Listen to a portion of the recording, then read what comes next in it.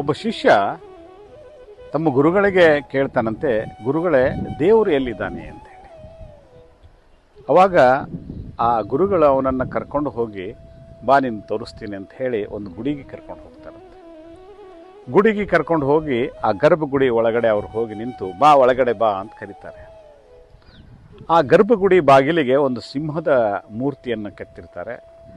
ಅದನ್ನು ನೋಡಿ ಶಿಷ್ಯ ಅಂತಾನೆ, ಗುರುಗಳೇ, ಇಲ್ಲಿ ಸಿಂಹದ ಮೂರ್ತಿ ಇದೆ, ನನಗೆ ಬಹಳ ಭಯ ಆಗ್ತಾ ಇದೆ.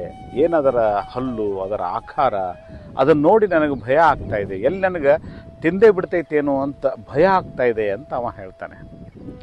ಆಗ ಒಳಗದಿತ್ತಂತಹ ಗುರುಗಳು ಹೇಳ್ತಾರೆ, ಏ ಹುಚ್ಚ, ಅದು ಕಲ್ಲು ಮೂರ್ತಿ ಇದೆ, ಅದು ನಿರ್ಜೀವ ಇದೆ, ನಿನಗೇನು ಮಾಡೋದಿಲ್ಲ, ಒಳಗಡೆ ಬಾ ಅಂತ ಹೇಳಿ ಅವ್ರು ಕರೀತಾರೆ.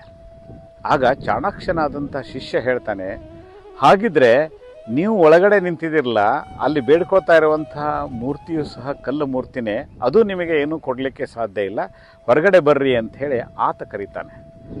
ಇವರಿಬ್ಬರ ಸಂಭಾಷಣೆಯ ಮಧ್ಯದಲ್ಲಿ ನನಗೆ ಈ ವಿ ಮನೋಹರವರ ಒಂದು ಚಿತ್ರಗೀತೆಯ ಸಾಲುಗಳು ನೆನಪಾಗ್ತಾ ಇದೆ.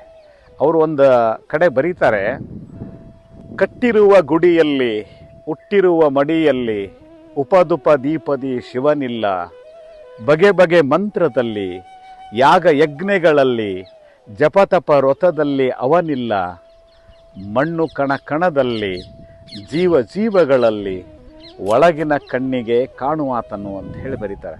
ಎಷ್ಟು ಅದ್ಭುತವಾದಂಥ ಸಾಲು ಅಂದರೆ, ಭಗವಂತ ಗುಡಿಯಲ್ಲೇನೆ ಅಥವಾ ಒಂದು ಸ್ಥಳದಲ್ಲೇನೆ ಅಂತಿಲ್ಲ, ಇಡೀ ಸೃಷ್ಟಿಯ ಕಣಕಣದಲ್ಲಿಯೂ ಸಹ ಇದ್ದಾನೆ, ಮತ್ತು ಪ್ರತಿಯೊಬ್ಬರ ಹೃದಯದಲ್ಲಿರುವಂತಹ ಆತ್ಮದಲ್ಲಿ ಇದ್ದಾನೆ ಎನ್ನುವ ಕಲ್ಪನೆಯನ್ನು ತಂದುಕೊಡ್ತಾರೆ. ಅದೇ ನಿಜವಾದ ಏನಪ್ಪ ಅಂತಂದ್ರೆ ದೇವರ ಸ್ಥಾನ ಎನ್ನುವಂಥದ್ದು ನಾವೆಲ್ಲರೂ ಅರಿಬೇಕು ಎನ್ನುವಂಥದ್ದೇ ಇದರ ವಿಚಾರ.